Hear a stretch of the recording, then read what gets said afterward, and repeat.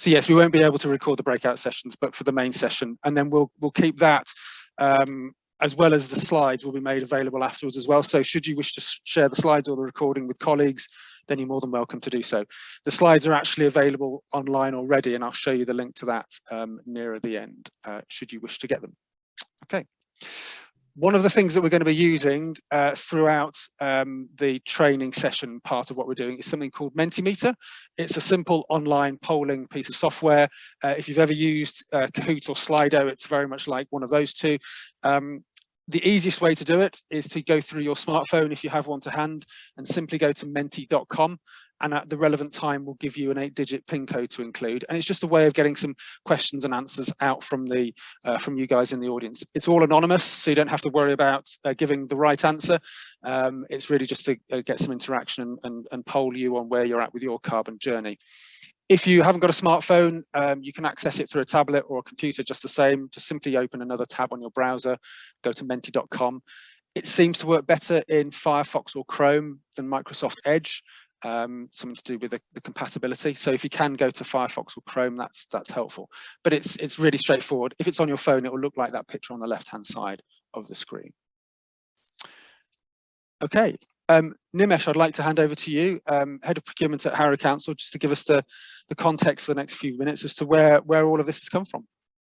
Lovely. Thank you, James. I presume you can hear me, yes? Yep. Yeah, perfect. Thank you. Okay, good morning, everyone. I'm really excited to see so many people on this call, and I promise you it'll be a great investment of your time. So I am, yeah, as James said, Nimesh Mehta. I am the Head of Procurement at Harrow Council. Really pleased to welcome you to this event, an event through which we will deliver an important message to all existing and potential future suppliers. As a group of West London councils, we have all declared climate emergencies and an ambition to be net zero by 2030. However, we cannot do this on our own. A major component of our overall carbon footprints are those emissions arising from our suppliers, embodied in the works, goods and services that we procure. So it's with this backdrop that most councils belonging to the West London Alliance have come together to deliver a unified message to our suppliers and take forward a unified approach within our procurement processes.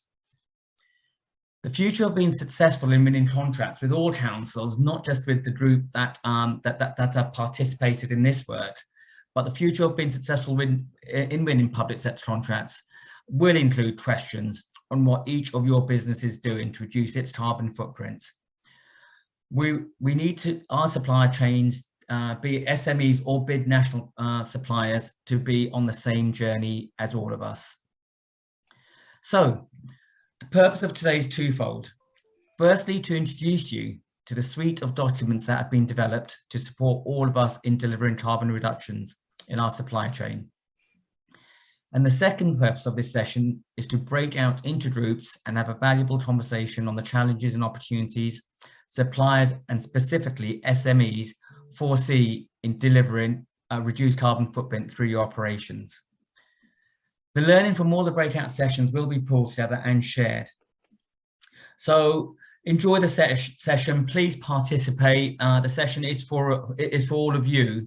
And we're all on this journey, on a learning journey around this agenda. So there is no silly question.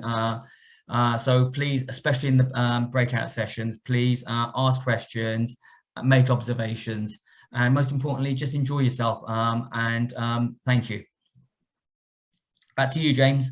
That's great. Thanks, Nimesh. That's really good context here. We've got a common goal here to tackle climate change, and the only way we're really going to do it is if we work together, both as authorities, as businesses, and individuals and families and so on. So, yeah, this is an opportunity to find out more about what the 8 boroughs in West London Waste are doing, and importantly, how you can get involved within that. So, okay, if we move on to the first bit. I'm going to take you through a brief overview around climate change and carbon.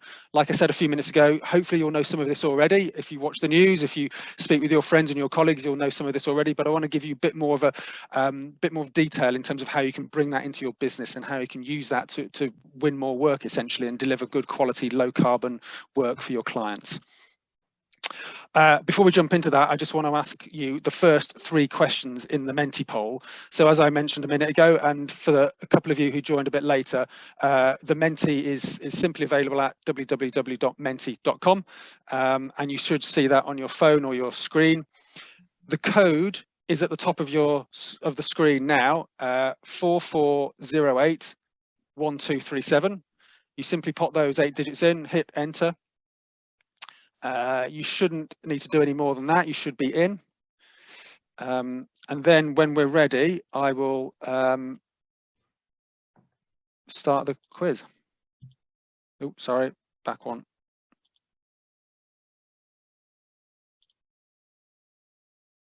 Okay, so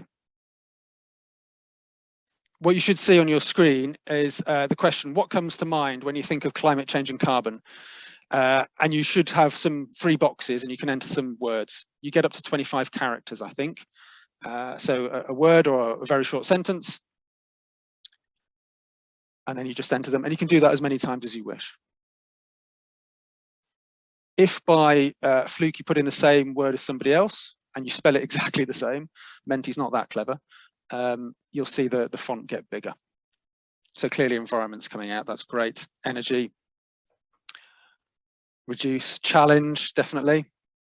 Can I see opportunity in there as well as challenge, maybe? Action, people, the future. Complex, yes, definitely. This is not a simple thing to deal with. Definitely, it's complex, which is why we want to support you as much as possible. Over my head, yes, I feel like that most mornings, I'm afraid. Reducing energy demand. Expensive, yep, true. There is a cost implication.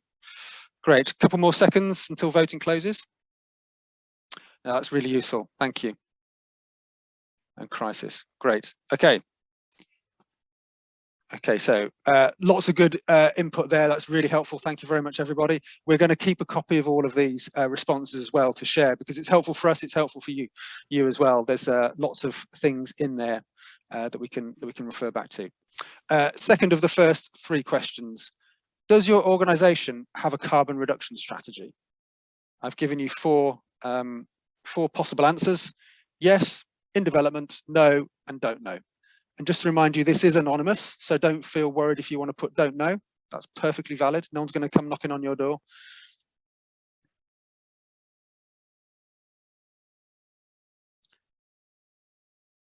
Okay, there's 70-odd participants, so I'll wait till the numbers get a little bit higher up on that one.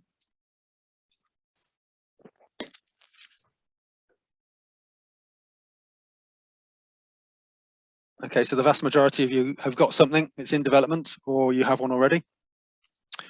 That's really good. Okay, I'm going to push on to the next question, the 3rd question. But we're seeing at least, well over half of you there have got a carbon reduction strategy of some sort. So that's really good to hear. And that really plays into what we're talking about today. That's wonderful. Okay, 3rd of 3 questions for the moment. Has your organisation set a target to be net zero? Again, yes, no, don't know, in development.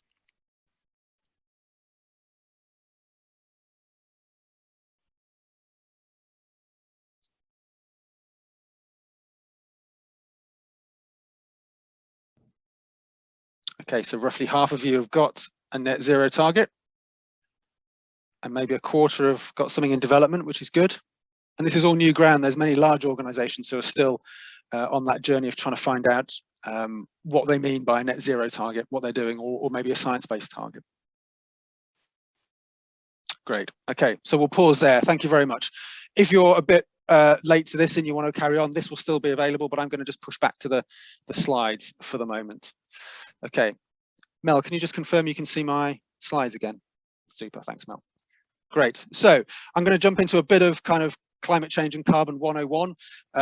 If you know this, then great. Like I said earlier, hopefully you'll pick up a few nuggets of extra stuff you can tell your friends and family about, work with your colleagues on. I want to go back to first principles in some respects and just kind of take you through the journey of where this has all come from. There's a few graphs in my presentation. I do like a picture. What you're looking at here is the global atmospheric concentration of carbon dioxide going back 800,000 years. And what you're seeing on the timeline here, on the x-axis, it's the timeline going back into the past. And on the vertical, you're seeing the concentration of CO2 in the atmosphere. It's described in something called parts per million, ppm. That essentially means for every million molecules of nitrogen and oxygen and other stuff floating around your head, 300 or 400 of them are carbon dioxide. So really, really low concentration, but very significant. And measurements have been taken through removing ice cores from Antarctica and other places where the air bubbles have been trapped for thousands of years. They could do some clever measurements and work out what the concentration was back in the past. And that's the blue line you're seeing there. And you can see that it kind of fluctuates quite naturally over time. And when the concentration is higher, it was generally warmer. And when the concentration is lower, it was generally colder. It was an ice age, essentially. So you can see it's fluctuated. And that's on big time scales, geological time scales, the Earth's orbit and the sun and all this kind of stuff that I'm not going to get into today. But importantly, you can see on the right-hand end, it's ticked up really quite steeply and gone well over 400 ppm in the last 150, 200 years. We're now at 419 ppm. If you ever go to either the Guardian website or any of the other trackers out there, you'll see a daily tracker showing you what it is. So it's jumped up a lot. And this is sometimes called the hockey stick graph because it's kind of flat and then ticks up at the end. You can see when we appeared as a species, and you can see where the first agricultural revolution kicked in. So generally, it hasn't been affected by us for a long time, except in the last 200 years, which links in with the Industrial Revolution. So if we bring that in to closer to that 200-year timeline, what we're looking at here now is time again on the horizontal, but on the vertical, we're looking at the change in temperature. So it's no longer the concentration of CO2, but it's that change in temperature. And what you can see is that where the temperature was before the Industrial Revolution, since then, the Earth's average temperature has gone up by 1.1 degrees Celsius. That's what that blue line is doing. The red line is the actual measurements that have been taken across the world, and then the blue line is the average that fits that. So these have been all observations that have happened. Could I just ask everybody to go on mute if possible, please, just because I'm getting a little bit of background noise. If you're not on mute, that'd be really great. Thank you. Okay, so we've got concentration and we've got temperature. And then you can see the actual amount of CO2 that's emitted. So this is the CO2 in terms of tons and kilos that are emitted by various countries across the globe. And again, it's time across the horizontal. This time it's billions of tons of carbon dioxide emitted. And you can see it was basically flatline until the Industrial Revolution, and then it's slowly going up. And after the Second World War, it really steeply went up. So you can see now this is 2019, but it's pretty current data. We're emitting as a planet over 35 billion tons of carbon dioxide every year.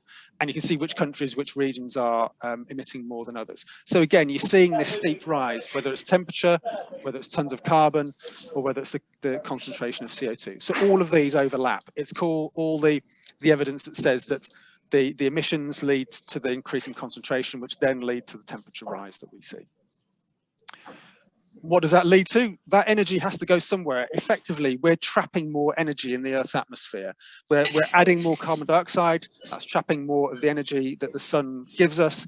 The temperature goes up. That energy has to go somewhere. It comes out in weather events, and there's loads of them. There are many pictures on the internet, sadly, that you can grab, and there's some that are happening now with extreme temperatures in India and Pakistan. They're recording 49, 50 degrees on quite a regular basis. These are extreme temperatures. Sorry, I'm going to have to make that request again. Someone's got really quite loud background noise. Mel, maybe you can go in and, oh, actually, I can maybe do it myself. Sorry, guys, it's quite distracting. Let me just have a quick look. There we go. I think that's it. Sorry about that. Okay. So I was talking about weather events.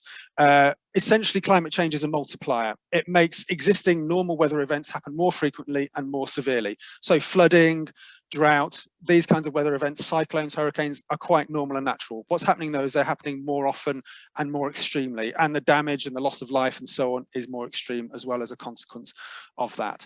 So we need to make a bit of a distinction here between weather, which happens every day when you look out of your window, and climate change, which is a longer term trend over 30, 40 years. But it's that frequency of these weather events that's happening more often that makes us understand where we're at with the climate as well. Okay. So where do greenhouse gas emissions come from? which parts of the sector do they arise from. So this pie chart is one of many that you can find that shows roughly which parts of the sector that the greenhouse gas emissions come from. And you can see that 3/4 is predominantly from energy. So that's the direct consumption of a fossil fuel to give us energy, whether you put it in the tank of a vehicle as diesel or petrol, whether you put gas in a boiler to give you space heating in a building, whether you use it to power some manufacturing production process, you're consuming the energy directly, or it's via electricity even, you're burning that fossil fuel to create electricity to give us electrical power. So there's a predominance comes from that. But you can see the breakdown, whether it's industry, whether it's agriculture, buildings and transport, and so on. Each sector has got its part to play. There's the bit on the kind of the top left-hand corner, which is not direct energy use. So these are other greenhouse gases. Agriculture stands out there, from the decay of plant matter and so on, and from farming practices, but it's still a different kind of greenhouse gas. What this picture says to us is that each sector has got its role to play. Everyone can contribute. We can't just stand there and point our finger at one sector and say, sort it out for us. We all have a role to play, which adds to the complexity we saw earlier in the Mentimeter. Okay, the science-based route to a lower carbon world. I'm sure many of you have heard the concept of science-based targets. You might even be on route to getting a science-based target. What I'd like to get across here with this picture is the concept of what we mean by science-based targets without digging into the detail of how you get an actual science-based target. You saw in a graph a couple of slides ago that the Earth's greenhouse gas emissions are going up. All those different countries are contributing and they've risen steeply since the Second World War. What we're looking at here is a similar picture. It's the timeline again on the horizontal, but it's from 1990 looking out into the future, rather than before when we were looking back to the Industrial Revolution. At the left-hand side, you've got the emissions that are being kicked out globally again. This time it's all greenhouse gases, it's not just carbon dioxide, so that's why the numbers are a bit bigger. It's including methane, nitrous oxide, other greenhouse gases that give us problems. And what we can see from the left-hand side is this grey line, which is slowly going up here. This is our actual emissions globally since 1990. We're now roughly about here. The globe is emitting about 50 gigatons of greenhouse gases. So that's 50 billion tons of greenhouse gases globally. The previous slides showed 35 billion tons of carbon dioxide. You then need to add in all the others, the methane from cows burping and nitrous oxide from fertilizers degrading, all those other greenhouse gases, you add them together, you get to 50 gigatons. And this is the bit where we look into the future and say, how do we model what we need to reduce? And this is where these lovely pastel shades come in. So the clever climate scientists have worked out what will happen to the Earth's atmosphere if we emit more CO2. What will happen to the temperature? And starting at the top here, the most dramatic one is if we just carry on as we are and the line just carries on the same trajectory up and we keep emitting more and more greenhouse gases because other countries get more developed and they have a more affluent lifestyle and they consume more and they therefore emit more greenhouse gases. They've predicted that as that continuing greenhouse gas emission goes up, the Earth's atmosphere and temperature will go up between 4 and 5 degrees Celsius. Bearing in mind we're already at 1.1 degrees Celsius above pre-industrial levels, 4 or 5 degrees Celsius would be pretty catastrophic. The reason that those bands expand out is because the certainty gets less the further you get into the future. So that's why you've got that kind of cheese wedge shape. But obviously that's pretty doom and gloom and we don't want to be there. Thankfully, we're not. With the current policies, the orange one, we're starting to bend that curve down. It's that kind of phrase we've heard over the last couple of years, can we bend the curve? So we're starting to do that, but we need to do more. And these models are great at predicting if you emit so many tons of carbon dioxide, you will therefore get a temperature rise of X, or between X and Y. And that's what we're getting here. This is the science-based bit of it. But in order to minimize the impacts from climate change as much as possible, we need to minimize the temperature rise. And we've pretty much settled on this 1.5 degree pathway. Since COP26 in Glasgow last November, the world has said 2 degrees is not enough. The damage is still pretty horrendous from that. So we need to restrict it as close as we can to a 1.5 degree warming pathway. So that's 1.5 degrees above where temperatures were before the Industrial Revolution. And if we do that, we'll minimize the worst effects of climate change. There still will be some, and there's a lot of it in the lag system that's going to come through, but 1.5 degrees is something we can aim for. And the modeling then says, if you want to stay at 1.5 degrees, this is the amount of carbon you can emit. And that's what this kind of green, blue teal coloured line is showing here. That tells us how much carbon we can emit as a planet between now and 2100 in the future, if we're going to stay on this 1.5 degree pathway. So that's the whole concept of science-based targets. What can we do to maintain that temperature rise as low as possible? I've highlighted 2050 specifically because I want to get across the concept of net zero. Net zero, again, is another phrase you'll have heard lots about. You might be fully understanding what it is, and that's great, but there's lots of confusion about what do we really mean. Is it now? Is it in the future? How do you measure it? Who sets what net zero is? So there's still a bit of a job to be done to actually consolidate what we mean by net zero. But looking at 2050, specifically because of the UK's Climate Change Act, you can see there's still a gap. We're still emitting, even with that 1.5 degree pathway, we're still emitting some carbon emissions, whether that's aviation or whether it's agriculture, where it's really hard to decarbonize because of the technology or other factors. We're still emitting some carbon. So that's where the net concept comes from. You're still emitting some carbon that you need to balance off. You need to net it off by removing carbon somewhere else, by growing trees and mangroves or having some high technology to suck the carbon dioxide out of the air and then balance it off. That's where the net concept comes in. We're not talking about absolute zero. So it gives us a bit of wiggle room here in terms of what we can actually achieve. I just mentioned the UK's Climate Change Act. It's been out since 2008. It was updated in 2019, where it was turned from 80% reduction to 100% net zero reduction. So when Theresa May left office in 2019, one of the things she did around April back then was to update the Climate Change Act to become net zero. And what you're seeing on the right is the UK's graph of reduction of emissions. And this is kind of where the 8 authorities and West London Waste are aligning themselves to. How can we do our bit? How can we reduce our emissions down? So in this picture, you're seeing the UK's territorial emissions, so what's actually emitted in the UK, not stuff that we import. That's a separate conversation. So what is actually emitted in the UK? The black solid line from 1990 has gone down by about 40% to where it was in 2020. So we've done a lot of good stuff already in terms of decarbonising the UK. But the purple dash line is where we need to get to be net zero by 2050. And that's what the Climate Change Act is saying. So we've got to do lots of things. And you'll see underneath the graph, there's various columns that say CB4, CB5. These are our carbon budgets as the UK. What are those big macro sectors doing? What's finance, manufacturing, agriculture, construction, transport? What are these macro level sectors going to do to decarbonize? Are we going to go to electric vehicles? Are we going to use hydrogen instead of gas? Are we going to decarbonize the electric grid? All of these things need to contribute for us to carry on down that purple dash line. We have an intermediate target as well. That's partway on the journey. By 2035, we need to be reduced by 78%. So that's now enshrined in law as a milestone rather than waiting until 2050. Yeah, and so there's a lot of direction for us to do that. On a more local level, in terms of how we purchase and procure goods, there are various public procurement notices. I'm sure you've heard of the social value one, PPN 0620. There's an equivalent one for carbon, PPN 0621, that came out in June last year, so it's coming up for its first anniversary. And this is for central government contracts, but it has a knock-on effect to local government as well, that any central government contract or its non-departmental public body has to have a carbon reduction strategy if it's worth £5 million or more. So the contractors, the suppliers, and this applies to any sector across government spend, has to have a carbon reduction strategy that confirms that what they're doing aligns with the UK's commitment to be net zero by 2050. And you have to make a declaration. It has to be public on your website. You have to produce a lot of data to say, this is our baseline and this is where we're looking to get to. So you can see some of the data that's required within that around your direct consumption of energy, your electricity, your transport, your goods, and so on. So it's a relatively light touch piece of policy.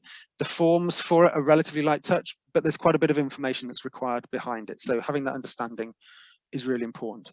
That's been around since the end of September last year. We're seeing lots of organisations being required to complete this, to comply with this, whether they're the prime contractor or the subcontractors and the suppliers.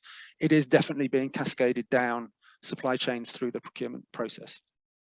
And just as an extra piece, there's a piece of legislation going through Parliament at the moment about the embodied carbon of construction and buildings and infrastructure as well. So that's the carbon that's emitted in the manufacturing of those goods. So it's not just the installation, but the actual manufacturing as well. So that's going through Parliament currently. Quick revision, some of you will know this, for those you don't, it's really kind of useful to know what scopes are, and it's becoming jargon in everyday terminology. You'll see it in tender documents, you'll see it in contracts as well, more and more. The idea of scopes, and this is to describe who has the responsibility for those carbon emissions essentially, and there's 3 scopes, scope 1, 2 and 3. So direct emissions are those emissions that are from sources that are owned or controlled by the reporting company. So if your business is the reporting company and you own those sources, those are your direct emissions, and those are called scope 1. It's this green arrow in the middle here. So if you have your own facilities, your own buildings, your own vehicles, maybe your own chemical process that you can control and you own, if those give off carbon emissions or other greenhouse gases, those are your scope 1. So like I say, your own vehicles where you put petrol or diesel in, your own buildings where you use natural gas for space heating and hot water, for example. By definition, everything else is an indirect emission. So those, as you'd expect, those are emissions that are a consequence of the activities of the company, so you being the company, but they occur at sources owned or controlled by another company. So essentially it's your supply chain. So when you pay for products, goods and services from your suppliers, those are your indirect emissions. They would not have happened if you hadn't procured those, if you hadn't bought those products or goods or services, but you don't have control over them because you've bought them from a supplier essentially. Those are subdivided into 2 different scopes. Scope 2 indirect is essentially your electricity. It can also be steam and heat and other things, but for 99% of organizations, scope 2 means your electricity. You buy that off a power provider, you know, Scottish and Southern, Npower, whoever it might be, Good Energy or Ecotricity, one of those. That's your scope 2 electricity. Everything else is your scope 3. So that covers off the goods and services that you buy from your suppliers, any capital goods, any machinery, any transport and distribution, your business travel, your commuting, all those other things that contribute to your business, but you procure them off a third party. So coming away with an understanding of what scope 1, 2 and 3 is really helpful. It is jargon, but it's jargon that people are using more and more every day. So in simple terms, scope 1 is stuff that you burn yourself, scope 2 is your electricity, scope 3 is your supply chain. That's the simplest way of remembering. Okay, some reasons why we should be doing this. It's increasingly becoming aware to the to business in general that this is about sustainability of business. It's also sustainability about the planet, but it's about being a sustainable and a business that can continue trading. We see it more and more in the work that we do as consultants for other businesses, that carbon and other sustainability issues are being embedded more and more in that procurement and contracts process. It's really key. So not just carbon, but the risk of modern slavery, provision of social value, engagement on the circular economy and reducing waste. All these key things are being embedded into business, and suppliers are understanding that if they want to keep trading fundamentally, that it's part of the way that we work, in the way that health and safety and hygiene are really important and embedded in the way that we deliver work as well. You can see some of those reasons on screen, whether it's reputational, whether it's shareholder value, whether it's attracting the right talent into your business and retaining that talent. So it's more than just winning work. The reason we put this slide up is because it's useful for having this conversation with different people, different functions within your business. Are you talking to procurement? Are you talking to the manager? Are you talking to the finance director? Are you talking to the warehouse manager? Different people will have different perspectives on what this is about and then how they can contribute as well. Okay, so if we hop back to Mentimeter, if you grab your phones or your other tab on your computer browser, we're going to do questions 4 to 6. It's still the same code, 4408-1237. So hopefully you're still there. Next question, do you measure and report your carbon emissions? Again, 4 choices. Yes, in development, no, don't know.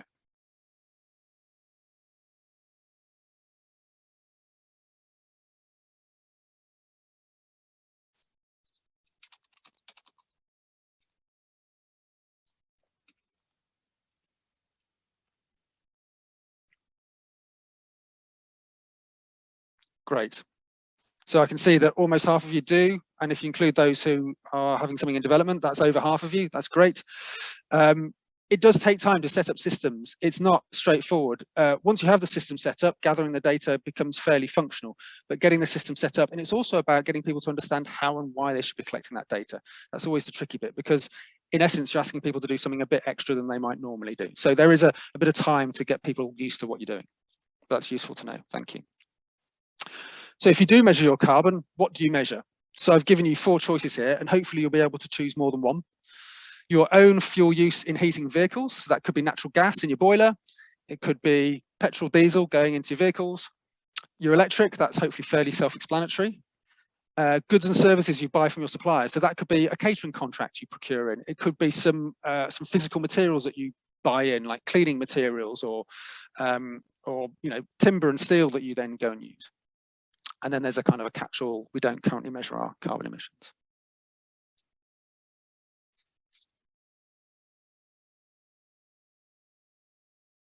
Great.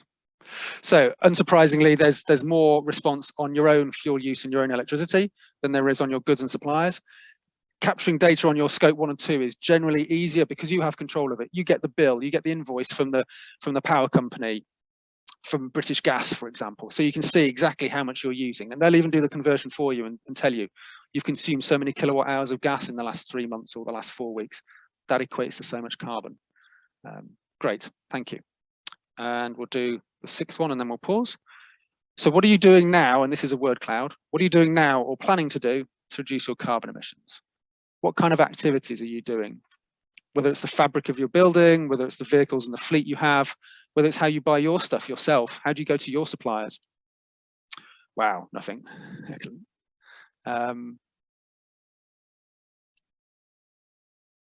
Less travel, working from home. Someone's carbon neutral already, that's great. Well done, that's really good. Business miles and travel. Home working, yes. If anything, the last 2 or 3 years have shown us that we can do meetings like this. We don't all have to travel to a physical space. It is nice to meet face to face, of course, but it does make it a bit easier if we don't always have to do that. I saw retrofit in there somewhere. Yeah, importantly, retrofitting the existing fabric we have rather than necessarily knocking it down and building a new thing. Maybe because we can't afford it, but also there's so much carbon locked up in that existing fabric. Wow, lots of ideas. This is great. Thank you. EVs and vehicle fleet. Yep. Decarbonising your heating. So air source heat pumps, ground source heat pumps, maybe. Working with organisations like the Carbon Trust. Yes, getting third-party advice and guidance and getting them to support you. Selecting your own low carbon suppliers. That's great. Super. I'm just trying to read some of these as the font gets smaller. Cycling, yeah, lots of good stuff. So what I want to pull out of this is there's no one solution, basically, and we'll come on to that a bit later. There are lots of opportunities. So while it is complicated, there are lots of things that we can do, which is great because, you know, we all have different businesses. We're all in different situations, both economically and geographically. So different things will be relevant to us and other things won't be so relevant. So we have a choice, which is really good. It gives us the confidence that we can all make a contribution. And PV, yeah, great. Using renewable power sources there, photovoltaics, super. Okay, so that's the 6th question. I'm just going to pop back to this. So some of those things you can do about it, we've just seen some really great examples from you, and thank you for that. And like I say, we'll share those around. Here are a few more that you can potentially do. What I want to get across here is that there's 2 aspects to this. There's mitigation and adaptation. Many of the things that we often go to in our mind is, well, how can I reduce my emissions? What can I do to basically emit less? And that's great. We need to do that, definitely. That's the mitigation, the left-hand side of this Venn diagram. But adaptation is important as well. There is climate change happening. You saw those pictures earlier on where there's extreme flooding, extreme wildfires, and so on. We need to adapt to a changing world as well. Things that we do need to be able to withstand potential or probable changes in the climate in the next 20, 30, 50 years time. So when we do our work, whether we're tendering for a piece of work with one of the councils that's on the call today or with any other client, we need to think about how our solution is adaptive as well as reducing carbon. So what can we offer where relevant that says that our product or our service is helping you as the client to adapt to a changing climate, whether that's withstanding more frequent flooding or hotter, drier summers. Those kinds of things have to come into play as well to show what we're doing. So they're equally important. And COP26 last year in Glasgow was really good in the sense that adaptation got a lot more visibility than it has in the past. In recent COPs, it's been mainly about mitigation, which is clearly very important, but we do need to have both sides of the coin. I just want to touch on some hierarchies briefly. And before I get onto the carbon hierarchy, I'm going to briefly talk about the waste hierarchy. I'm sure many of you have heard of it, and don't worry if you haven't, but it's something that's out there that helps us recycle our materials and reuse our materials as much as possible. It's something linked to another phrase that you've probably heard of called the circular economy. And essentially it's saying, can we do more with less? Can we avoid making waste in the first place? Can we just not have waste? Can we do away with packaging, for example, and not have packaging? But then as you work your way through it, you've got your different levels of being efficient with the materials we use. So if we can't avoid the waste, can we reuse it in some respect? Is there some of these materials that we can put to a secondary use or a third use? Packaging is a great example there where we have reusable packaging rather than disposable packaging. If that's not possible, can we recycle what we do? Can we put it through a process where we can recycle it into new materials again? And below that, you've got other recovery. So things like energy from waste, incineration plants, composting. So you can still get some value out of that waste, even if you can't recycle it or reuse it. And lastly, and the last ditch attempt is you dispose of it, you get rid of it. So that's the hierarchy concept. And you want to be as high up that hierarchy as you can with your resources. There's an analogous hierarchy for carbon. It's got the same kind of mantra, but it's all about energy and carbon use. If you start at the top, can you avoid it using that energy in the first place? Can you avoid travel? That's a great example. Can you avoid using travel and work from home or work from an office space where you don't need to travel? That's not always possible, of course. So can you reduce the energy that you do need to use? Can you be more efficient? Can you use different kinds of materials, different kind of transport? Could you go by public transport rather than by car, for example? So you're reducing your overall impact. Can you use less material? For those of you who've heard of lean and Kaizen and all those kinds of concepts, can you be more efficient with what you use? Can you get it right first time? Can you lightweight the products that you're manufacturing? Lots of ways of being that little bit more efficient and gaining some extra benefit. Importantly within that, there's behaviors as well. It's about the people who use this stuff. So it's not just the kit, it's the people who use it. And there's lots of examples of where, you know, a really efficient piece of equipment has been bought, but people haven't been trained on how to use it efficiently. So some of those savings haven't quite been attained. So having that competence and skills and training is really important as well. When you've done that, can you switch to a lower carbon renewable source of power? On the previous Menti, you mentioned PV, solar panels, air source heat pumps. Can we switch out so we're not using any carbon at all? We're using a renewable source of energy. That would be great. Now, obviously, that depends on, have you got the budget to do that? Have you got the space to fit the air source heat pump? Have you got the roof space to fit the solar panels, for example? So there's lots of other considerations to take into account. But this is all part of what we can be thinking as well about. And then lastly, can we compensate? Can we remove any excess carbon? So this is a bit where the net zero concept comes in as well. When I showed you earlier on one of the graphs, you've gone through all these good things. You've avoided energy where you can. You're more efficient with what you are using. You've got some renewable sources as well, but there's still some that you just can't get rid of yet. It's hard to decarbonize. So at that point, you can think about how can we balance that off and compensate it elsewhere, potentially through offsetting. So this is the carbon hierarchy to take you through that kind of process of what you need to do. And that can all be enshrined in a carbon reduction strategy, and setting up that process to say, well, what do we need to measure to understand where we're going? And this will help, hopefully, some of you who have yet to go out and measure your carbon and know what to do. So the first stage is to set your goal and your boundaries. What are you actually going to include in your carbon reduction strategy? Is it your whole business? Is it one of your regional bits? Is it a particular building? Is it a particular thing you do for a client? What are you including? As long as you're clear as to what you're including and how you're going to measure it. And importantly, setting a base year. So what are you comparing your information against?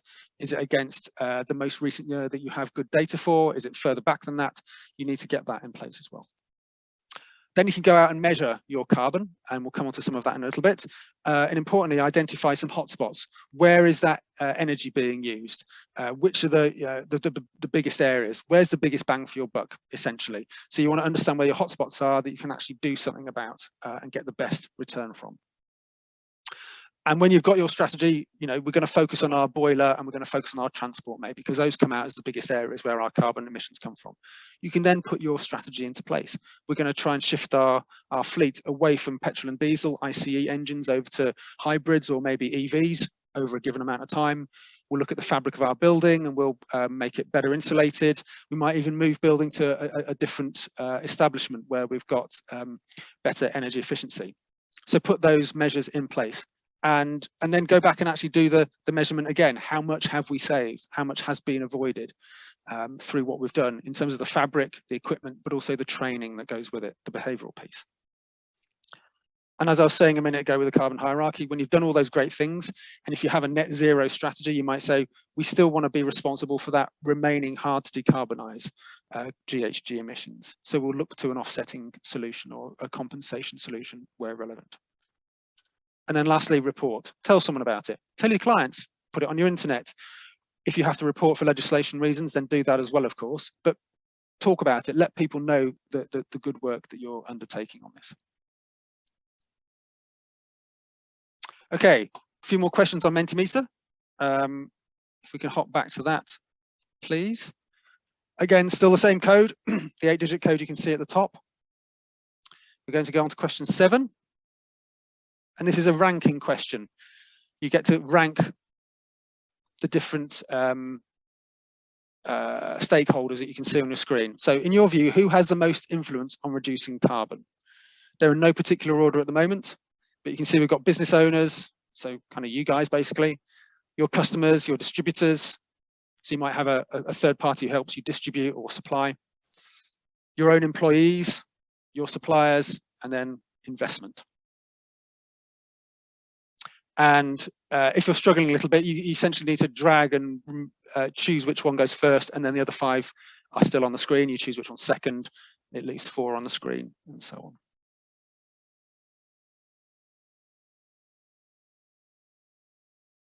Okay, and as we get more people replying, this will settle down.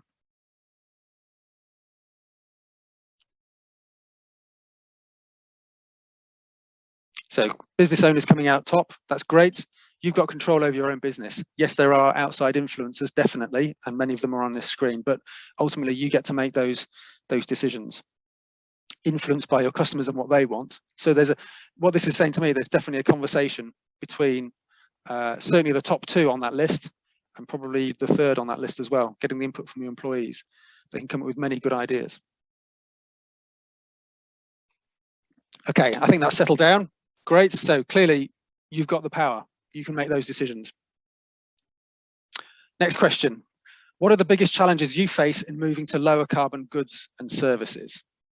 So that's whether you buy in services or goods for your own business, and then maybe a portion of that or that contributes to what you then sell on to your clients. And this will be a word cloud. Cost, yes. Influence. Availability, yes. Again, the various issues that are happening at the moment, whether it's the war in Ukraine, whether it's the repercussions of Brexit, or whether it's the world emerging from the global pandemic and this sudden demand for power, energy, and materials. Availability is very high on people's minds. Investment versus payback, yeah, that's interesting. Many organizations demand a payback within a year, and for some of the stuff that we're talking about, a year is maybe not long enough. Attitude is interesting as well, people's understanding and attitude to it. Do they see it as a critical issue to business sustainability? Yeah, availability is pretty strong there. Budget and cost, yeah, unsurprisingly, cost comes out. There's always going to be a cost premium if we're looking to switch to a different way of working. Electric vehicles is a great example. We do a lot of work in the plant and equipment sector. The people who hire out diggers and excavators and generators and so on. Generally speaking, the electric equivalent is 2 or 3 times more expensive than the diesel kind of run-of-the-mill equivalent. So yeah, there is a budgetary issue as well. Timing, that's an interesting one. Yeah, attitude and mentality. Cool, okay, thank you. Next question. How much does your organization invest in low carbon goods and services? Just a wet finger in the air here. You don't have to sweat this one. Do you specifically invest in something that is low carbon in some shape or form? And you've got a few choices there in terms of rough percentages there, you know, from nothing to a little to some to a lot.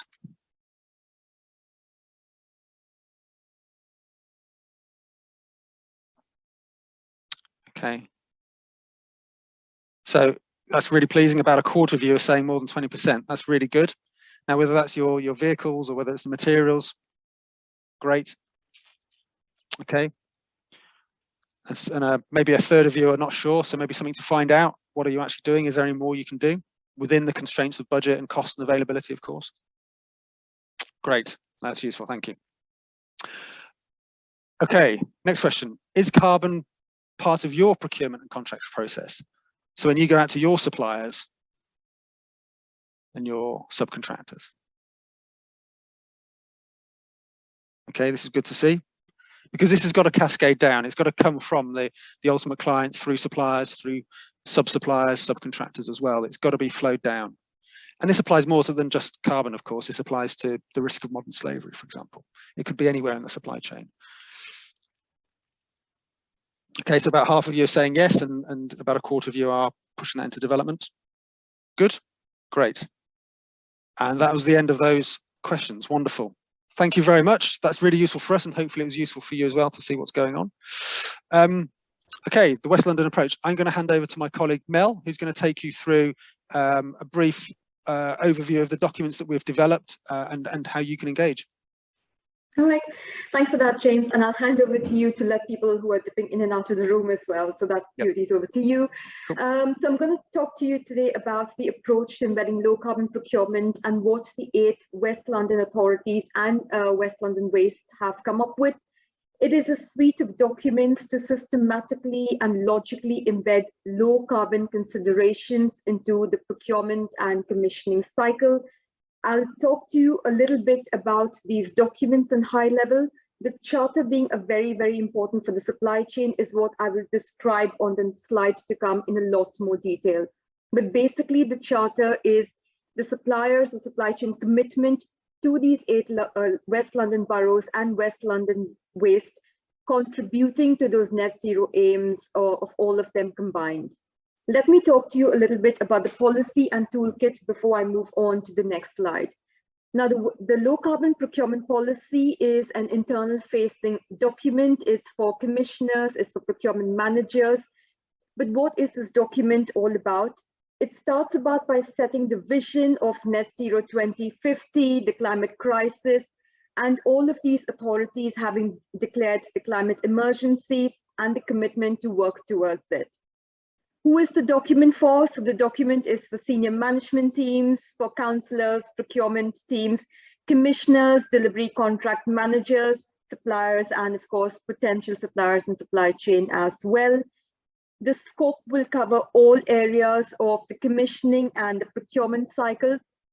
However, having said that, there will be some procurement below a given value threshold, but of course, that's for each individual borough to take a decision on to ensure does the supply chain have the resources available to provide the commitments that's being asked of them. The purpose of the policy is to set a unified framework document for all of the 8 local authorities and West London Waste to work towards and to communicate their intentions to the supply chain to work towards that continuous climate change improvement, to ensure compliance with relevant legislation in this space, but of course go above and beyond complying with legislation, and have a consistent approach across all of the participating authorities as well. Objectives is to have a consistent approach, like I said, the unified approach, as opposed to having the supply chain filling different templates and documents. If you're bidding for these authorities who have joined up here today, they are going to be responsible to use the commissioning and procurement cycle to strengthen the alliance environmentally and socially, being accountable for their own impacts generated in-house through their own services and for those through their own supply chains, respect for stakeholder needs, and being transparent in their procurement decisions and activities that are having a negative impact on the environment, for example. What about the supply chain? So in order to bring the supply chain, that's you, along on this journey, these local authorities will incorporate action on climate change mitigation into the procurement and tendering documents, and I'll take you through that in a step-by-step detail on the further slides. They will ask questions around categories of supply in the PQ, in the SQ and the ITT stage. They will expect existing suppliers who currently work with them to embed climate change initiatives into their own current service contracts and tendering processes, and expect any potential or new suppliers who wish to work with them to think about this vision as well, and to come up with solutions in the SQ and the ITT process, how they will incorporate that if they were to be successful and win a contract award. Right, so what are the priorities of these authorities? That is to communicate their drivers. What are they trying to do in terms of mitigating climate, the emergency? What are the drivers and goals for the procurement and the supply chain as well? Ensuring that everyone who's responsible for the commissioning and the procurement of goods, works and services have the support. They're able to build on their sustainable procurement capacity and capability to deliver on those net zero goals. They will encourage innovative and sustainable solutions from the supply chain, that's yourselves, and they will collaborate with all of the wider stakeholders, both internally and externally, to take everyone along with them on the journey. Now, the toolkit, which you can see at the bottom of the triangle, is quite an interesting and a piece of documentation that's been developed.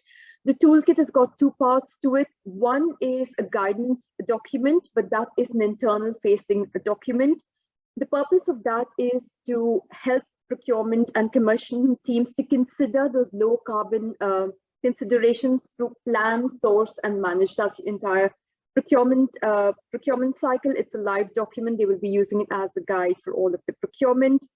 It talks about the important part that once it's embedded into the procurement cycle, at the other end, once a contract's been awarded, it will be measured and monitored. So performance management will happen, whether it's every month or every quarter. They will expect of the supply chain data around low carbon considerations to be reported back to themselves. And they will capture things like lessons learned and good news case studies as well. The toolkit also contains some pre-market engagement questions, so going a step above or just before the SQ, questions around adhering to the waste hierarchy or reducing packaging, for example, in the goods and services that is being provided. The next slide, which is a charter, I'm going to talk to you in a bit more detail. Like I said, it's more relevant and very, very important. James, if you want to go on to the next slide, please. The charter basically is a commitment from the supply chain. It talks about all of the authorities participating in this initiative and the ambitions to become net zero in all that they do. Having said that, 80% of their spend is typically with the supply chain and they cannot deliver on these commitments alone. So they're looking to their stakeholders, the main stakeholder being the supply chain, that is yourself, to help meet the targets and come along with them on the journey. So by signing up to the charter, they expect a few to seek, for example, alternative lower carbon sources of power, improve energy efficiency if you're supplying any kind of equipment, improving the air quality emissions from plant and vehicles that you're providing alternative transport methods, reducing the impact on the environment, improving it where possible, designing and thinking about circularity, reducing the use of virgin materials, recycling to minimize waste, and delivering other core benefits that arise from a transition to low carbon and sustainable lifestyles. Most importantly, communicating these same sustainability and low carbon considerations all the way in your own procurement process, further down into your tiers with your supply chain as well. If we go on to the next slide, I think it talks about the heat mapping. James, if you just want to slide. And then you've got a little bit of a picture of a heat map. So what is a heat map? So this was an exercise that was conducted for all of the broad product category areas, which is common across all of these boroughs. So things like high-vis equipment and materials, transport vehicles, plant, FM facilities management, IT food services, and building construction products. A heat map is nothing other than a prioritization of your carbon impacts, a risk opportunity assessment for carbon across the life cycle of products and services. The life cycle being embodied carbon, so manufacture or extraction of raw material, the logistics and delivery of those goods, work, services to the site, to the project, to the local authority, embodied carbon in the packaging. Then you've got the use phase, you've got greenhouse gas and air quality emissions in the use phase. And of course, at the very end, you've got end-of-life waste, circular economy, and greenhouse gas emissions. The teams from these 8 local authorities looking at the heat map will decide where the questions are relevant to be asked. And of course, this heat map is broken down into 2 sets of questions, one for the SQ stage, one for the ITT stage, and again is further segregated into, is the supply organization sat on the tender, a large organization, a large player in the market, or are they an SME? And the questions are tweaked or amended accordingly so that we're not burdening the supply chain by one size fits all. Let me give you a little bit of an example of what I'm talking about. So on the next slide, James, we've got an example of how this actually works out. How does this work? So a commissioner raises a requisition or a requirement for something to be procured. Let's take the example of PPE here. The procurement officer consults a heat map for the category or the item that's being procured and sees under which broad category that fits under, let's say construction materials, for example, and then looks at the prioritization of the heat map. Now here for PPE, an absolute essential is think about what are we going to do with it at the end of the life? Is it just going to go to landfill? And then they select the relevant questions for the SQ and the ITT stage. So typically in the SQ stage, they will ask a question like, describe how your company is currently managing waste in line with the waste hierarchy. And then at the ITT stage, if you're a large organization, you probably get asked a question like, provide a waste management plan. But if you're an SME, you'll get asked a question, something to the tune of, how will you actively reduce waste in this contract if you were successful in this tender? So hopefully that makes a little bit more clear. That's just an example. You will get a copy of the slide deck, so it makes it a bit more clear when you take away after this workshop. One of the other relevant documents to all of you supply chain who are on the call today is something called an Sme Guidance Document. So the Sme Guidance is keeping in mind that the majority of the supply chain will be small, medium enterprises. So it sets the scene. Why do we need a policy? Again, the unified approach of all of the participating authorities. That's the 8 West London boroughs and West London Waste, setting out their targets and goals in reducing carbon in everything that they procure. It talks about the procurement policy and the toolkit as an internal guide for commissioners and procurement managers, providing them advice on how to embed it step by step into their process. How do you fit in?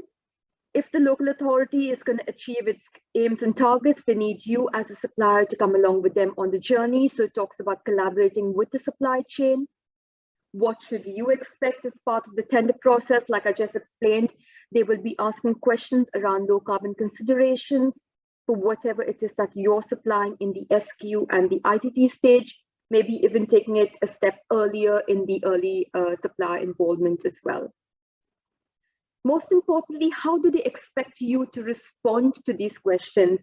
Very simple, you will be expected to provide information on what are you currently doing to reduce carbon from your own organization and from the goods, products, and services that you're offering and bidding for with these local authorities. But of course, as the quarter and the year goes on, maybe year on year, if it's a longer duration contract, then they will expect a bit more for you to have a carbon reduction strategy in place as well. But like I said, it's a collaborative approach, and you will be informed all of this during the tender process. James, I think that is me done, if I'm not mistaken. I think it does. Thank you very much, Mel. Hopefully that's given you a good overview of the kind of the process and some of the documents that have been developed by the 8 West London boroughs and West London Waste for you to engage with, and they'll be coming out and using that as their process for engaging in and around carbon through the ITT and the SQ commissioning cycle. Okay, so where does carbon data come from? Back to some of the stuff about how we get data and how we measure what our impact is or what our impact could be. So there's something called activity data, and this is the information that we really need to drive all of this.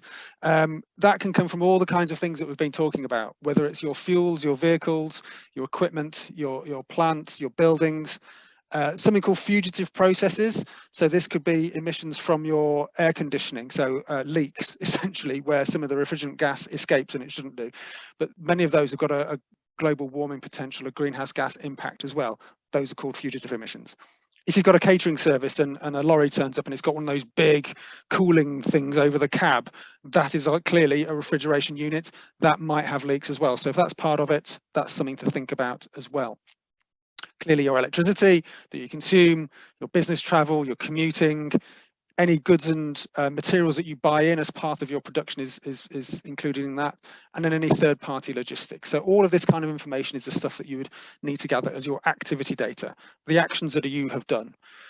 And this is what that data kind of looks like. It could be litres of fuel, kilowatt hours of electric, cubic feet or cubic meters of gas, the numbers of miles travelled, or the kilos or cubic meters of product and goods and services.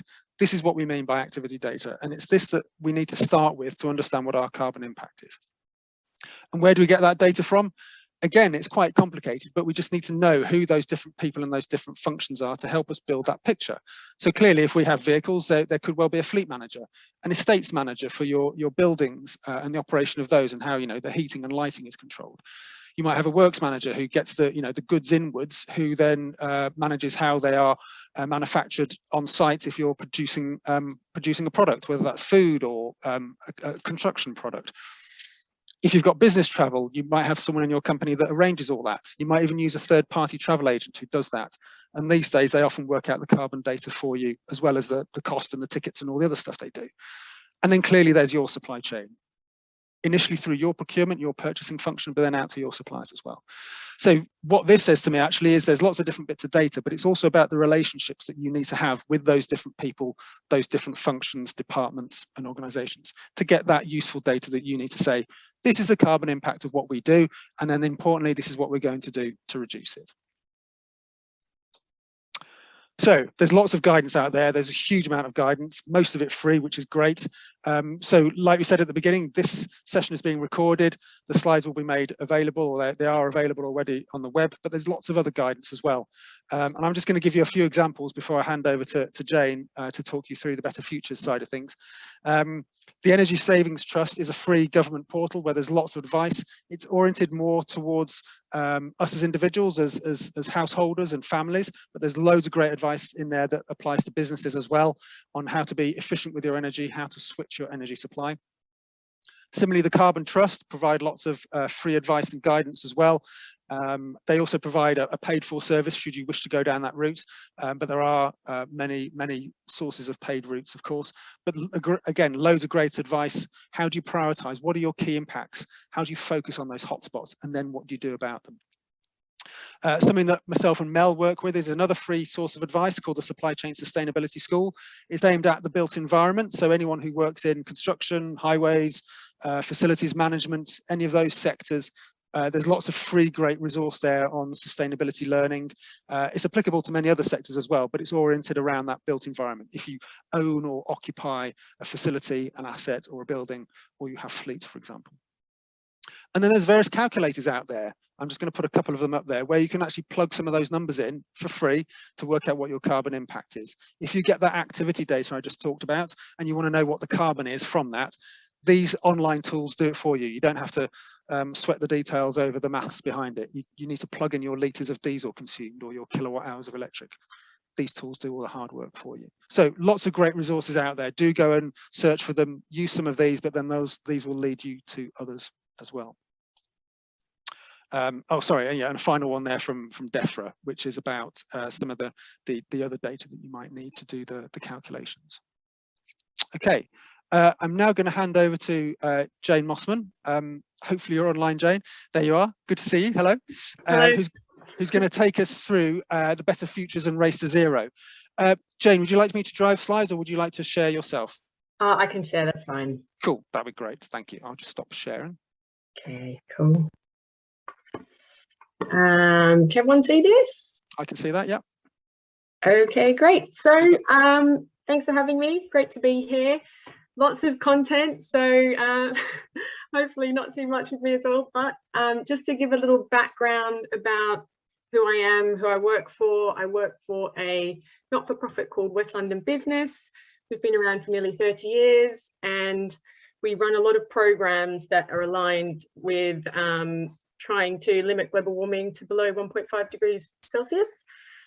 So just a little rundown of some of the things we're involved in. We're part of the UN Global Compact. We're an observer organisation at COP. We're at the last COP. We're going to be at the next COP. So that's very exciting. We're in partnership with the ICRS, and in the lead up to COP, we ran a Race to Zero campaign and developed a website, like a microsite, where you can get lots of tools, sector-specific tools and content. I'll show you that in a second. We're also part of the Better Futures program, which is a clean tech accelerator. So any of you on the call that are thinking of starting a clean tech startup, that's the accelerator for you. And then I run the Better Futures Plus program, which is designed for SMEs in London to help them get on their path to net zero. Through that program, we're creating case studies that you can download on the website, and we're working with the SME Climate Hub. So we signpost everyone to the Climate Hub to make a commitment on there, and we're also including them in some of our webinar content. Just to show you a little bit about what you can get on our Race to Zero page, there are links to different workshops, etc., that you can join. We also have lots of different calculators on there, which are sector specific and sustainability tools guides. And we have links to, I'm not sure if you're aware of, there's another business support program called Read London, and they have a similar service to us, but it's all around the circular economy. So they're, if you're looking at that space, they're a fantastic organisation to get in touch with. So Q Better Futures Plus, I'm going to give you a little rundown about what you get. The thinking is, and I've borrowed this from one of the consultants we work with, but in order to get people to change, you need to give them the tools to do it. So we developed this program called Better Futures Plus. To give a little background, it mobilised about a year ago, and the aim is to galvanise SMEs in the pathway, SMEs in the capital on a pathway to net zero. We're funded by central government, and the only way that boroughs will meet their net zero targets is if all businesses like yours are provided with the tools, the knowledge and the resources to take making steps to reduce your emissions. So how do we tackle this really monumental task? It's pretty simple. We don't know everything, and we therefore partner with specialists to help us deliver content so that it's as relevant and practical for businesses as possible. And we also partner with boroughs, bids and business associations to run workshops, etc., and events, but also to help with outreach. So to give this context, we've scaled up from a 12 business pilot to we're delivering support to hundreds of businesses in each cohort. What you get on the program is there's a core aspect, which is we're running a webinar program. Another one launches tomorrow. It's 8-part, so every week for 45 minutes. We run a live webinar series with guest speakers. The guest speakers have been selected because they're experts or specialists in their industry, and they can give practical and helpful advice. After each webinar, we have a peer learning and networking session, so you can meet other businesses and have a chat about what you heard in the webinar. And finally, we've partnered with a carbon management platform, so you gain 12 months access to that, and I'll show you what that looks like in a second so you can get a gauge for how it works. Additional bits that you can take part in, we're running 18 workshops in the next 12 months. It's slightly less because we've just run a load, but I'll show you what they look like, and you can apply for half a day with a consultant to go through anything really. We have a pool of consultants that we've built up that we trust and respect. So we'd just partner you with the person most appropriate for what you'd like to talk about.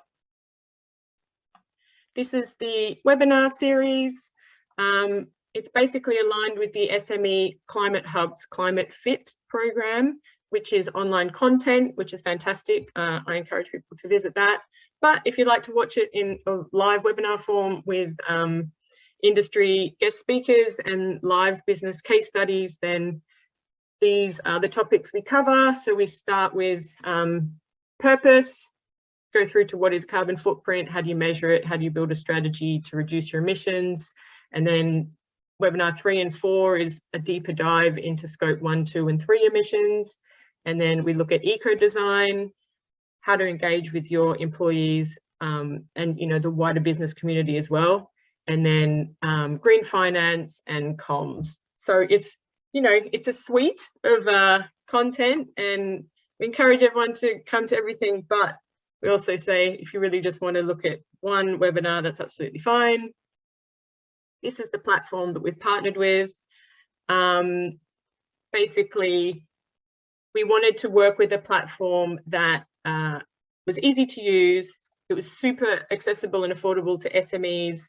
So at the end of the program, it wasn't like, okay, now you need to pay £2,000. And it has these features, which means that you can compare against other businesses in your sector, but we also get aggregated data, so we can see at a macro level what all the businesses that are on the platform are doing in London. So that is why we partnered with them.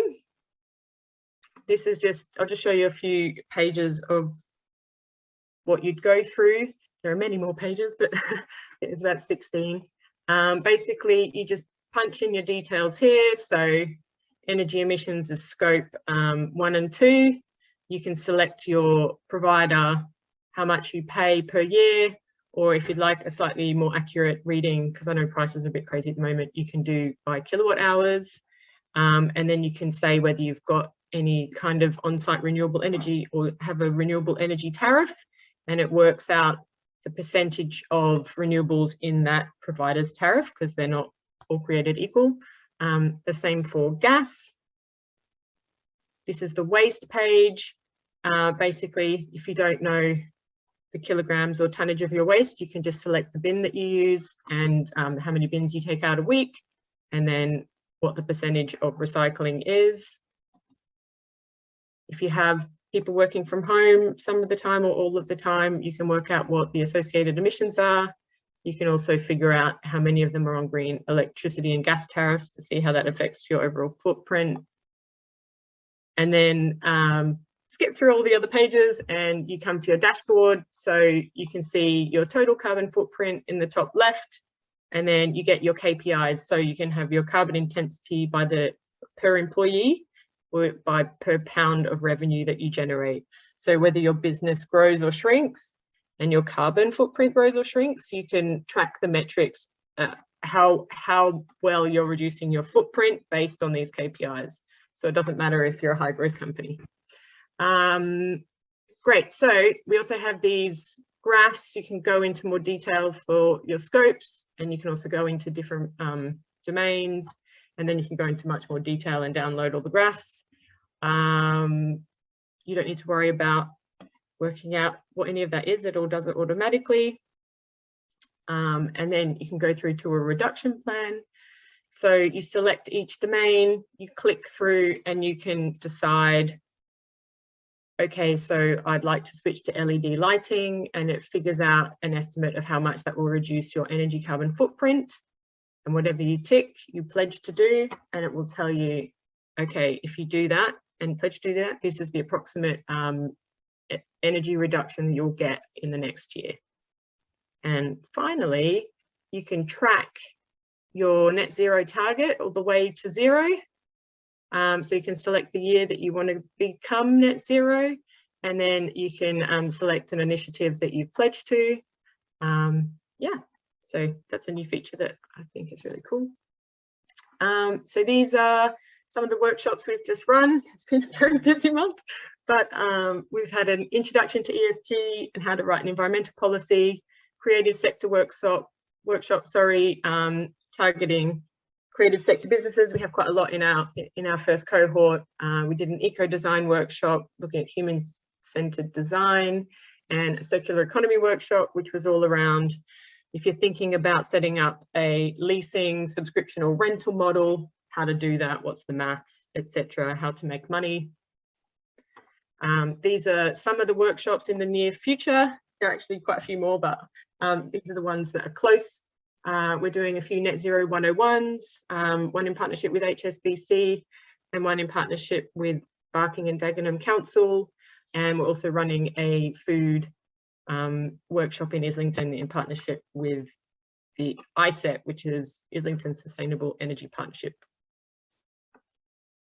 So this is our impact so far. I think the thing here that jumped out at me the most is in a 3-month period, there were 69 initiatives in the pipeline or that had already happened. So quite a lot of activity from a very small number of businesses. This was from our pilot, so 12 businesses. This is what they achieved in a 3-month period. Something else we've noticed is some of the businesses that worked with consultants have continued to work with those consultants because they value the help that they've given them. A case study, VMI was in our first cohort, very enthusiastic business. They're a film rental company, so they rent out big expensive cameras to the film industry, among other things, and they did quite a lot of stuff, but they installed solar panels, insulated their building in Bristol. They're switching 25% of their fleet to EVs already, and they're going to switch even more in the future. So they also won the COP26 Hero of Net Zero prize. So that was £5,000 prize money, which is also great. And the thing that was really nice to hear from Barry is that his employees were writing emails saying, do you know what, it's really nice to work for a company that is doing the right thing. This is a vegan restaurant that joined the program. You'd think a vegan restaurant already knows what they're doing on carbon, but they hadn't actually done anything around measuring their footprint. So we helped them understand that, and they're now measuring the footprint of all their meals. So when you go into the restaurant and you look at the menu, it tells you each meal, what the carbon footprint is, and you're given the option, to offset that if you'd like. They're also setting up a sort of reusable lunchbox scheme with local businesses in the area, so that you can take it from one restaurant and drop it off at another, and they'll wash it for you. Yeah, so lots happening there. Very interesting. And I think the thing that Lou found really incredible was when she did her footprint and we put in her restaurant fit outs, because it's a new company and they're setting up new restaurants all the time, that their fit outs, their restaurant fit outs, are the absolute highest part of their carbon footprint. So she's working with her contractors and designers to try and reduce that footprint as they open new restaurants. And I think this is the last one. Dina Foods is a manufacturer of baked goods in West London, in the big kitchen that cooks most of the food that London eats. They have giant ovens, lots of appliances. I think they've got something like 75 different bits of machinery. You'd think that gas and electricity would be really high for them because of the ovens, but actually the highest part of their emissions is the ingredients in their food. So we did quite a lot of work with them to understand which ingredients and what they could do to localize some of them and reduce the footprint. So to give that context, dairy, which they were sourcing from outside of the UK, is 30% of their total carbon footprint and 10% of the overall footprint. So just resourcing a small part of their ingredient list closer to home would make a huge difference. So this is what we're hoping the future impact will be. Circa 600 businesses to get support from us, 18 workshops in total, 462 carbon footprints, although I have to say that there are now 5 boroughs using the same platform as us. So there are just over 1,400 subsidised 12-month subscriptions out there, and it's growing.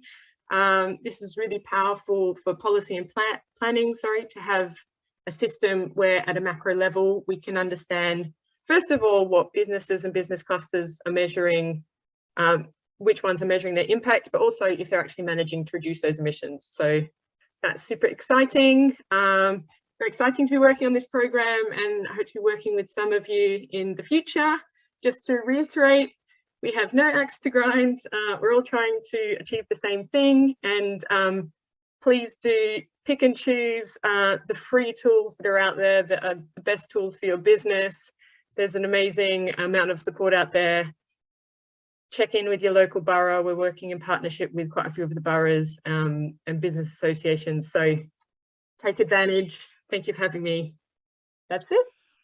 That's great. Thank you very much, Jane. I think that's a really powerful program. You get lots of learning, you get lots of seminars and workshops, you get usable tools that go with it.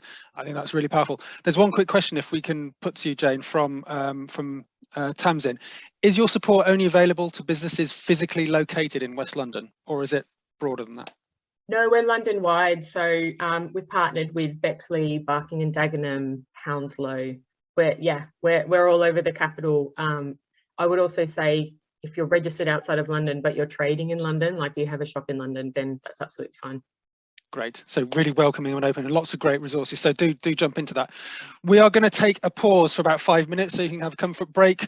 Please don't disconnect from the Zoom. Just leave it on in the background. You know, put yourself on mute. Turn your camera off if you want. Take 5 minutes. Then we're going to come back and put you into some breakout groups that will be facilitated by someone from one of the West London authorities that have been sponsoring and supporting and driving this work. So go and take 5 minutes, come back, and then we'll allow you to get into smaller groups and put your cameras on and have a chat and discussion about the challenges and opportunities. So I make it 11:26, assuming my computer's correct. So if we come back just gone past, and we'll pick up again. So we'll see you in 5. So this is an opportunity for you to pose a few more questions and have a direct conversation with representatives from the various boroughs and local authorities. We're going to use a piece of software called Google Jamboard, which I'll take you through in a minute. Some of you might have used it before, but I'll give you a bit of an overview of what it is, because we want to have that discussion and capture those thoughts, because that's really helpful for the authorities and for yourselves as well. So we're going to make some breakout group sessions. My colleague Mel is going to hive you all off into 6 or so different groups, and it's like doing a breakout session with a whiteboard essentially, but it's virtual rather than face-to-face. So like I was saying a few minutes ago, this is your opportunity to explain a bit more and discuss how you're going about providing lower carbon solutions. So you gave some really useful input into those Menti questions. So it's building on that really, you know, what are you doing? How are you seeing the challenges and opportunities around, for example, moving to electric vehicles or getting more sustainable ingredients like Jane was talking about? What's the reality of that? So we want to hear on the kind of products and services and activities that you're undertaking, what plans and strategies you have. So not just what you're doing today, but what you're looking to do in the next 2, 3, 5 years time. What's your longer term plan and strategy for reducing carbon, using some of those tools that we've talked about and showed you. Similarly, we're happy to take your questions and answer them as best as we can through that process. You know, how is this going to play into the commissioning cycle? How is it going to work? Some of those questions, we'll answer those as best as we can with the time we have. And where we don't know the answer or it's not yet confirmed, we'll come back to you on that. The sessions, as I say, will be facilitated by someone from the local authority. We'll make sure that conversation's going. We probably don't have quite 30 minutes, but we'll give you a good 15 or 20 minutes, something like that, to get those conversations going. If we could be all respectful of other people's opinions and giving people opportunity to speak and make their comments and thoughts heard, that'd be really helpful. As I say, the software we're going to use for that is called Google Jamboard. The link is on the left. I'm going to pop that into the chat box. Unless Mel, can you do that into the chat box? Yeah. Can I just demo quickly how to use it before I pop that in, so that I will do that. If you pop that in, I'll do the demo piece. Okay, cool.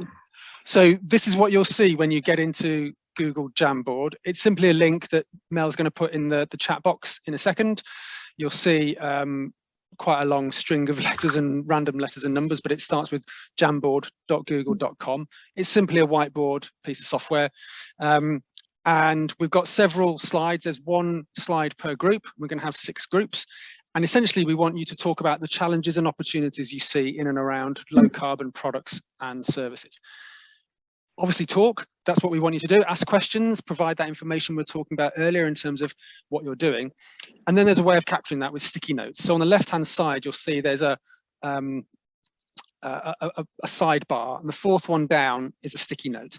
You simply get a yellow sticky note that comes up, you type in it, and then you save it, and it places it on the screen. And then you can move it around, you just click and drag and move it around. That's a challenge.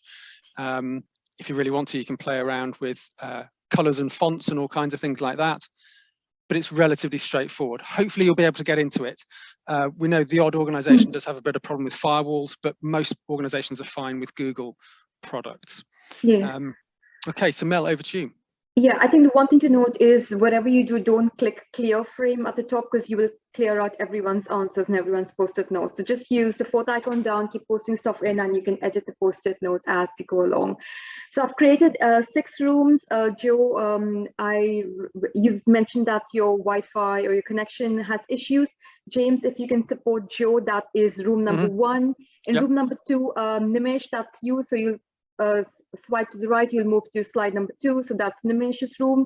In room 3, we've got the host as Matthew Adams. Room 4, the host is Jim Cunningham.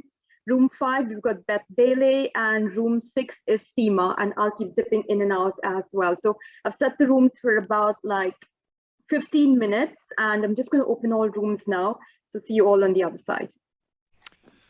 Hi everyone, welcome back. Hopefully we're all back in the room. I can see that most people are back here again. Thank you for all your contributions. Certainly in group 1, we had some good discussion around lots of different things.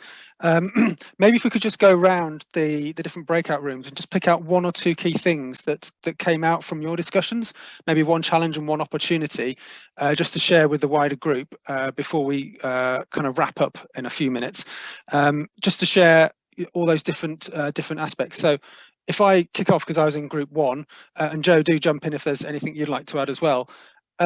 We saw lots of challenges around not just the technology, but the perception of some of the low carbon products, goods and services. Would people be accepting of them, essentially, because it's different to the norm?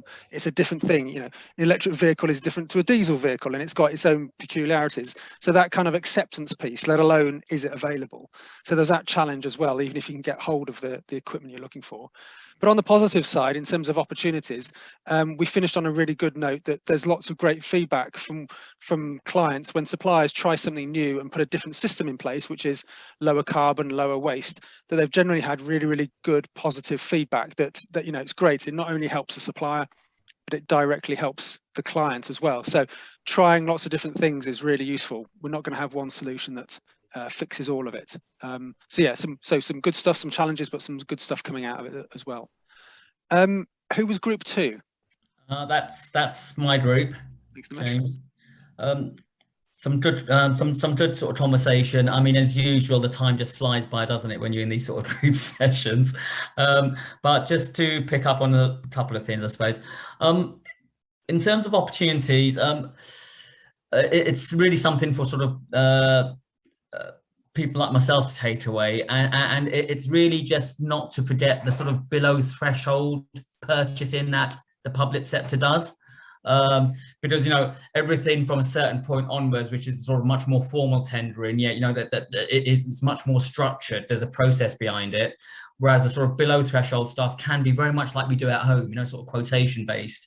And there's still benefits to be had around this agenda from those low value purchases that we do, and that we shouldn't really sort of forget that. So that's really for something for people like myself to take away.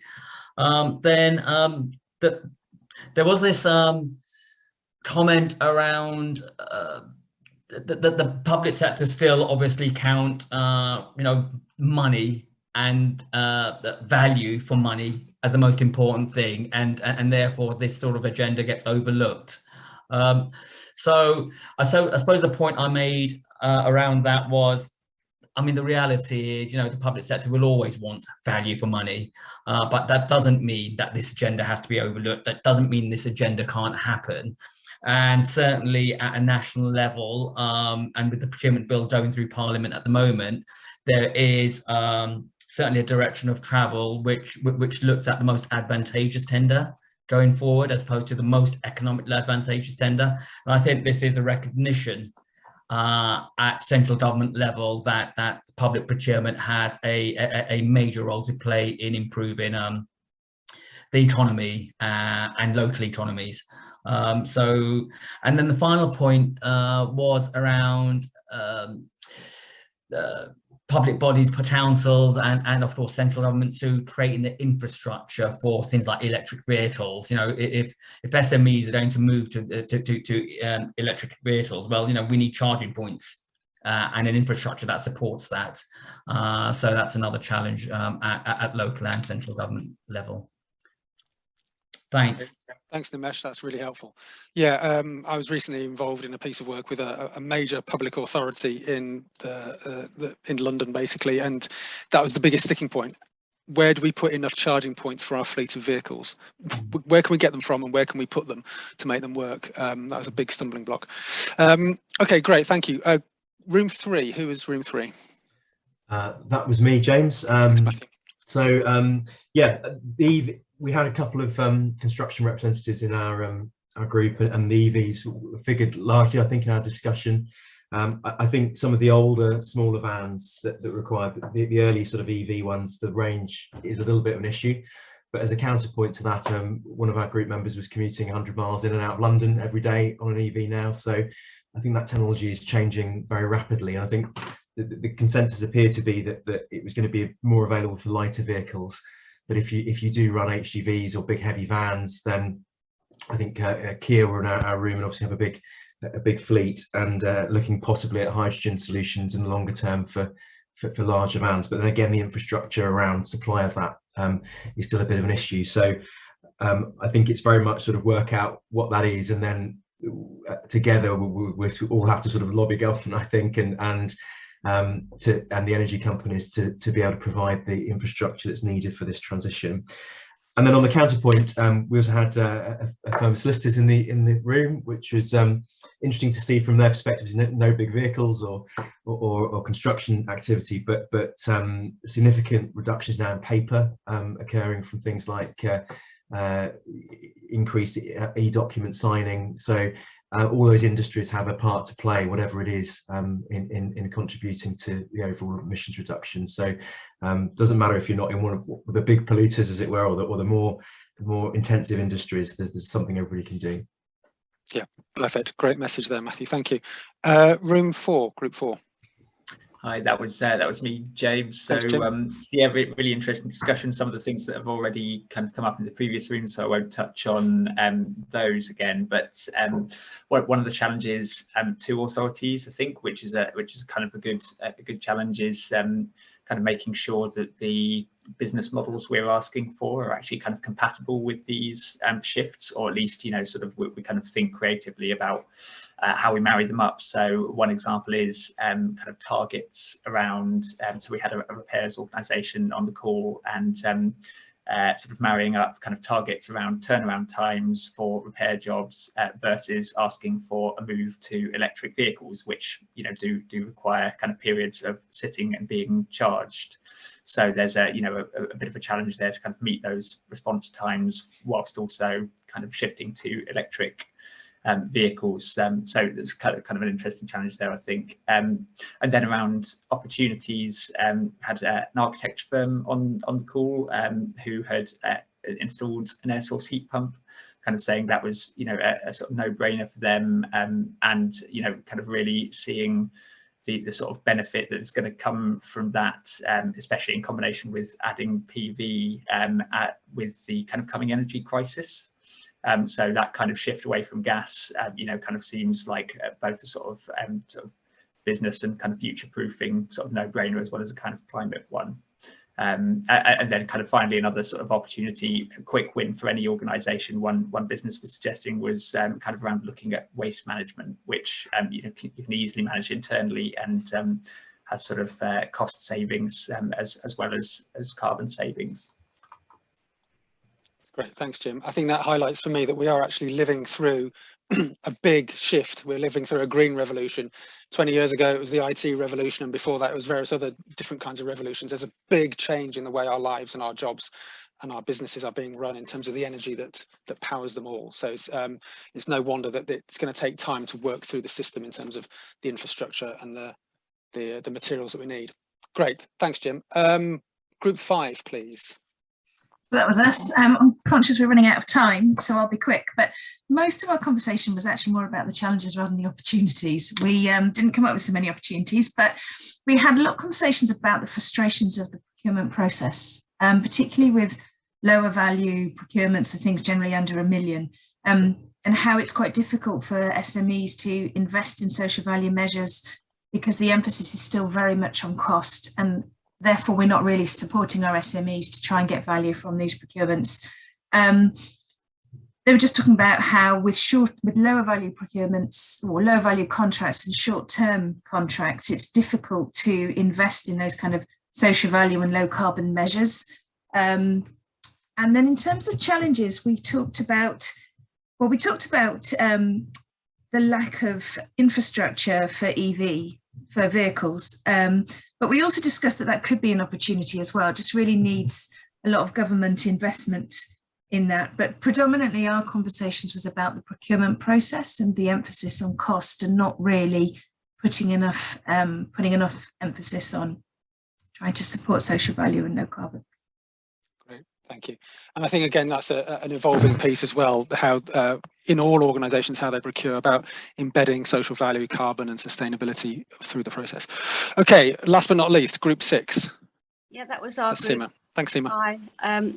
I'll be quick because I've actually got to go to another meeting as well. So the challenge, I'll pick one challenge. It was about subcontractors meeting the requirements too, and opportunities. It was around saying that basically it's an opportunity to make your operations more efficient at the same time. Wonderful. Thanks, Sme. Very concise. Perfect. Well, thank you very much, everybody. Yes, we're a couple of minutes over. Apologies for that if you've got another meeting to go to, or your stomach's rumbling. That was really helpful from our side of things, so thank you for your input. Just to remind you that we have made a recording and we'll make that available of this whole 2-hour session. Likewise, the slides are available. So in the chat box, you'll see that there's the link that Mel has posted to, I think it's Harrow website, has actually got a PDF of the slides, so you're welcome to go and grab them, read them again, share them with colleagues as well, of course. We're done for this session, but obviously we hope to see you in procurements in the near future and get to see all your nice low carbon goods and services. So thank you very much from all of us, and have a good rest of your day. Thank you very much. Thank you. Thank you. Thank you. Bye-bye.